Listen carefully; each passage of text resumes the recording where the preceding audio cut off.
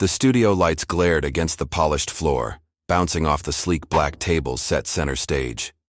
The air carried that familiar hum, the blend of nervous chatter from the live audience, the muffled rustle of note cards from production assistants, and the low mechanical buzz of cameras adjusting focus. A debate was about to begin, but no one in the room had any idea they were minutes away from witnessing a moment that would live on in political folklore. The moderator, calm and composed, offered the standard opening lines about democracy, discourse, and the importance of hearing both sides. The crowd applauded politely. At the far end of the table sat the senator, dressed immaculately, his tie knotted with precision, his posture screaming confidence. He leaned back slightly in his chair, lips curling into a smirk before the first question was even asked. It was a smirk that suggested victory was already his, that his opponent didn't stand a chance. Across from him sat the challenger, younger, calmer, quiet in demeanor but with eyes that revealed a steady resolve. Unlike the senator, the challenger didn't fidget, didn't force a smile, didn't seem rattled by the atmosphere. To some, it looked like inexperience, but those who knew better saw it for what it was. Control. The kind of control that unnerves an opponent who feeds on chaos. The first question landed like a soft lob, one about the economy, inflation, and accountability. The senator leaned forward, eager to make it his moment. His voice projected across the studio, full of practiced conviction. He painted himself as the voice of reason, rattling off numbers and stories designed to mock his opponent's credibility. He glanced toward the challenger between sentences, smirk intact, as if to remind everyone, "I'm the one in control here." The audience chuckled at his jabs. Cameras zoomed in on the smirk, highlighting the senator's smug demeanor. Commentators watching from home were likely scribbling notes. Senator dominates early. It felt like his stage, his arena, his victory lap. But then, something subtle shifted. The challenger didn't immediately respond. He didn't rush to rebut or stumble into a defensive rant. Instead, he sat in silence, letting the senator's words echo in the air. The silence stretched just long enough to make the senator glance over again, this time a little unsettled. Silence, the kind that makes a room lean forward, waiting, anticipating. And then, in a steady voice, the challenger spoke.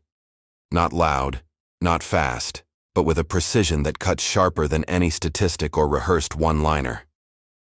"You talk about responsibility," he said, his gaze fixed firmly on the senator. "But do you remember what you said just last year? Because America does." The words hung heavy, heavier than the senator had expected. For the first time, his smirk faltered. His eyes blinked rapidly as if to recalculate. The crowd, unsure at first, murmured. Something was shifting, the balance of power tilting, not through volume, not through insults, but through truth. The challenger paused again, letting silence carry the weight. Then slowly, deliberately, he added the line that would ignite the room. "Facts don't need a stage. They stand on their own. And one fact, Senator, is that your words are about to catch up with you." Gasps rippled across the audience. The smirk that had defined the senator's demeanor vanished. His face tightened, his body leaned forward, suddenly defensive. What had moments earlier been his playground now felt like quicksand. And here's the thing. Everyone in that room felt it. The audience sensed it. The cameras caught it. The staffers off stage exchanged wide-eyed glances. That shift, that fleeting second where confidence collapses into doubt, is the moment people remember. Because in debates, in politics, in life, it's not always the long speeches or grand gestures that leave the deepest mark. It's the moment when truth hits. Clean, undeniable, devastating. And this was that moment. But here's what made it unforgettable. It wasn't just that the senator's smirk disappeared. It wasn't just that the challenger landed a piercing counterpoint. It was what came next. Because the truth didn't just shake the senator. It cracked something deeper, and as the night unfolded, that crack widened into collapse. The room was holding its breath. The audience leaned in. The world watching from their screens could feel it coming. But what followed wasn't just a rebuttal. It was a mic drop moment so sharp, so cinematic, that once you saw it, You could never unsee it. And that, my friends, is where the story truly begins. The senator's smirk was gone. What had begun as a confident showcase was suddenly teetering on the edge of collapse. His opponent had spoken only a few lines, but those lines carried more weight than the paragraphs he had unleashed earlier. And everyone could feel it. The studio was quieter now. The audience, who had chuckled at the senator's jokes before, seemed hesitant. It was as though they sensed a storm was brewing. The challenger sat steady, not rushing, not basking in the shift. That calm silence, that deliberate patience, made the senator uneasy. And then came the follow-up. The challenger leaned slightly forward, his tone even but sharper this time. You told the people on live television that you would never support that bill, and yet here you are, not just supporting it, but claiming it was your idea all along. America has a right to ask, which version of you is real? The one who smirks for the cameras, or the one who signs away promises behind closed doors? The words were surgical. They cut without theatrics, without yelling. The kind of cut that doesn't just wound, it exposes. The senator shifted uncomfortably in his seat. He cleared his throat, waved a dismissive hand, and tried to recover with a laugh. Oh, come on. That's just selective quoting. People know my record. People know what I stand for. His voice had an edge now, not the playful sharpness from before, but a defensive crack. The audience didn't laugh this time. No applause, no chuckles. Just silence. And silence in politics is deadlier than booze. The challenger didn't let the silence go to waste. He raised a single sheet of paper, held it carefully, and let the camera zoom in. It was a transcript, the senator's exact words from a previous broadcast. Proof in black and white. The studio erupted. Gasps, murmurs, even a few audible wows from the audience. The senator tried to speak over it, but his words were drowned by the wave of reactions. The crowd wasn't just hearing truth, they were witnessing it. Commentary narration slips in here, and this is the power of truth when it collides with arrogance. It doesn't shout, it doesn't posture, it simply reveals. And once revealed, no smirk, no performance, no carefully rehearsed line can cover it back up. The senator, visibly rattled, stumbled through a counterattack. This is ridiculous. My words are being taken out of context. Anyone can twist a statement. He was talking faster now, voice climbing in pitch. The cool control he flaunted earlier was slipping through his fingers. The challenger let him run. He let him scramble. Then, with perfect timing, he struck again. You say it is out of context, but context was you, Senator. Context was the room, the cameras, the millions of Americans who heard you then and who are hearing you now. And here's the difference. They remember. The words landed like a hammer. The audience broke into applause this time, spontaneous, electric, unstoppable. The senator froze, hands gripping the table. His eyes darted toward the crowd, then the cameras, then back to the challenger.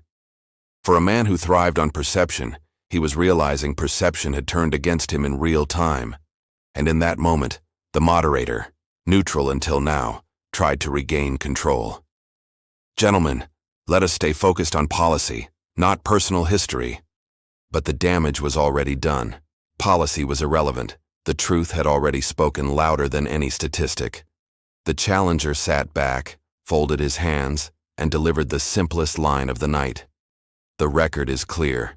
The only thing that's crumbling here isn't policy. It's your credibility. Or, the studio exploded. Gasps turned to applause. Applause turned to cheers. It wasn't just a debate anymore. It was a public reckoning. And the senator? His face told the story.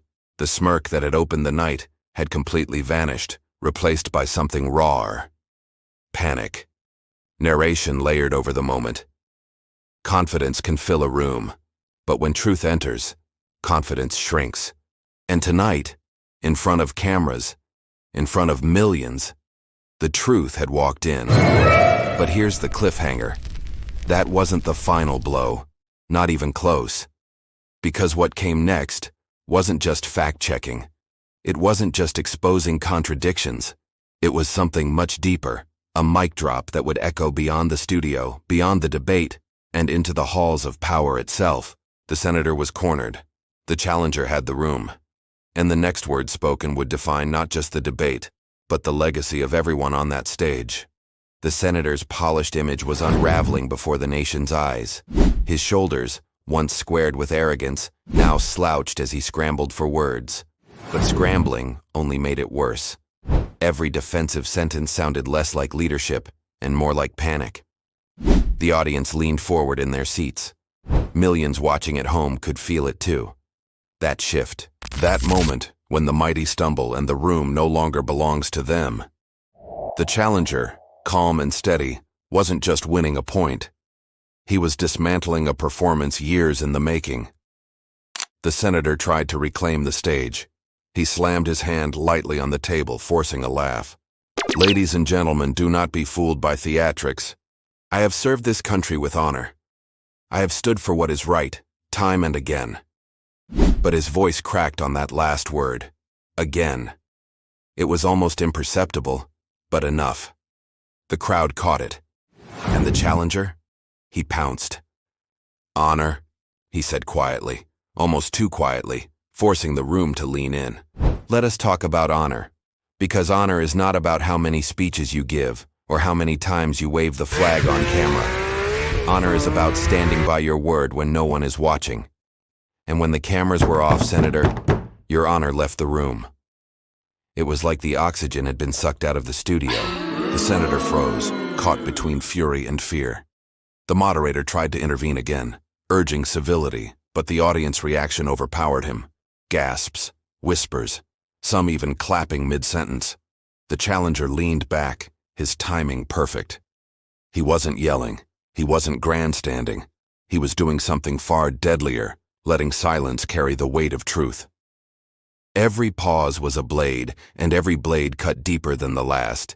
Commentary narration layered in here. Sometimes the loudest weapon in a debate is silence. Silence makes people think. It makes them remember.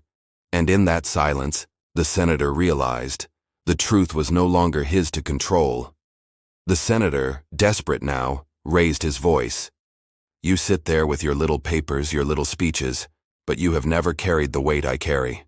You have never had to lead at the highest level. It is easy to criticize. It is hard to govern. A desperate attempt to reclaim authority. But his words only made him smaller. Because the challenger didn't flinch. He leaned in, voice sharp but calm. Leadership is not about avoiding criticism, Senator. Leadership is about telling the truth, even when it costs you. And tonight, the cost has come due. The audience erupted. Thunderous applause rolled through the studio, cameras catching faces in the crowd, wide-eyed, nodding, whispering to each other. Even viewers at home could feel it. This was no longer just a debate. This was a moment. The senator stammered, tried to talk over it, but his words fell flat. His smirk was long gone. His voice trembled. And then, the fatal moment. The challenger produced a clip, a video from just a year earlier, played on the big screen behind them. The senator on record passionately arguing the exact opposite of what he had just claimed minutes earlier. His own voice, his own conviction betraying him. The room exploded again, gasps louder than ever. Some in the audience covered their mouths. Others shouted. A viral moment was being born in real time. The senator spun around in his chair, trying to wave it off. That was taken out of... But he stopped. The words wouldn't come, because he knew the context wasn't his ally anymore. It was the weapon being used against him. The challenger didn't smile. He didn't need to. He simply delivered the mic drop line. You cannot erase your own words, Senator. You cannot rewrite the truth. And you cannot lead a nation by lying to it. The applause was deafening. The senator looked small now, almost swallowed by the very stage he had tried to dominate. Narration cuts in again. And this is the anatomy of collapse. It doesn't happen with one blow. It happens with 1,000 tiny cuts. A smirk erased. A contradiction exposed. A silence that lingers. Until finally, the truth doesn't just challenge arrogance. It buries it. The moderator finally called for order, his voice shaking slightly as he tried to bring the debate back to structure. but no structure could contain what had just happened. The senator sat frozen, forced to listen, as the audience's applause rolled like a wave. He had walked onto that stage certain of victory. Now he sat in the ruins of his own words. The challenger leaned back, folded his notes, and said nothing more. He didn't need to. The silence spoke louder than any closing statement ever could. But here's the real cliffhanger. The debate wasn't over. The cameras were still rolling. And what happened next, the aftermath, the spin, the headlines, the viral explosion, would be just as devastating as the moment itself, because the truth hadn't just hit hard in that studio. It was about to ripple across the nation. The studio lights still burned, but the heat on stage was no longer from the bulbs. It was from the fallout. The senator's collapse wasn't a moment that passed. It was a wound that kept bleeding. And as the cameras kept rolling, the nation bore witness to something few had ever seen. Arrogance dissolving into silence. The moderator tried desperately to pivot. "Thank you, Senator. Let's move on to the next topic." His voice was steady, but his eyes betrayed the truth. He knew the debate was over. Not officially, not by time, but in spirit. The challenger had delivered the blow that would define the night, and everyone in that room knew it. The senator sat rigid, hands folded, but his eyes darted nervously. He forced a smile, but it was the kind of smile you wear when you know you're finished. It didn't reach his eyes. It didn't fool anyone. The challenger, in contrast, radiated calm. He didn't press the attack further. He didn't gloat. That restraint was its own weapon. The audience could feel it. Confidence born not of arrogance, but of certainty. And then, as if on cue, the phones in the audience lit up. People were already sharing the clip, the contradiction, the stammer, the mic drop. Within minutes, it was climbing social media platforms. Within an hour, it was trending. By midnight, it was everywhere. Commentary narration weaves in. This is how truth travels in the modern age. It doesn't walk, it doesn't crawl, it flies. A single clip can pierce through millions of screens, millions of conversations, millions of hearts, faster than any press release, faster than any spin. On television, anchors replayed the moment in slow motion. The senator's smirk fading, his voice cracking, the challenger's words landing like thunder. Over and over, commentators dissected it, each replay tightening the trap. One pundit on late-night news put it bluntly. "We may have just witnessed the end of a political career, not because of one debate, but because the truth, once unleashed, cannot be caged again." The senator's team scrambled. Statements were drafted, excuses prepared, attempts to clarify made.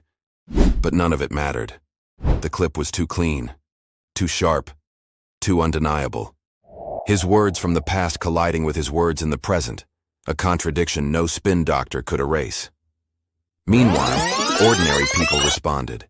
In living rooms, diners, and subway cars, conversations buzzed. "Did you see it?" they asked each other. "Did you watch what he said?" People who usually ignored politics found themselves forwarding the clip, their messages carrying a mix of shock and satisfaction. Because deep down, this wasn't just about one politician. It was about the universal longing to see arrogance humbled, to see power checked, to see truth hit hard and win. The senator, once untouchable, was now the subject of memes. Split-screen images of his smirk beside his stunned silence flooded timelines. Hashtags piled up. My mic drop moment. My truth hit hard. Smirk no more. Commentary cuts in again. Memes are the modern graffiti of democracy. They write truth on the walls of the internet, mocking power in a language everyone can understand. The challenger, meanwhile, didn't chase the spotlight. He gave a short statement. This was never about scoring points. It was about reminding people that words matter, promises matter, and truth matters.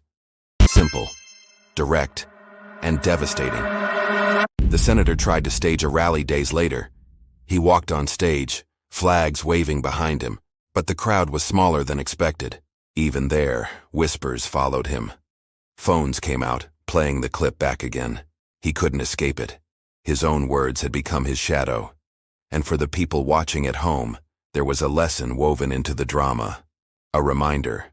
Because when truth lands, it doesn't just humble the powerful. It empowers the powerless.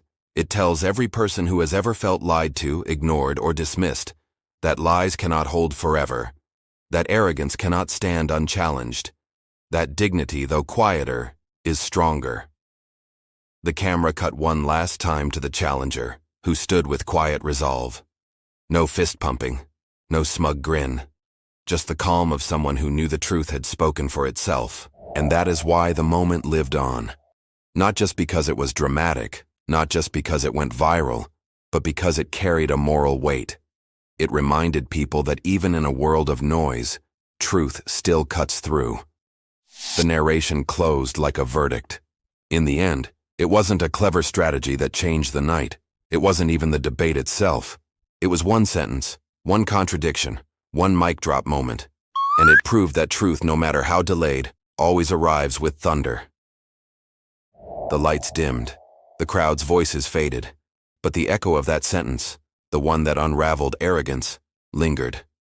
A reminder, not just for the senator but for everyone watching.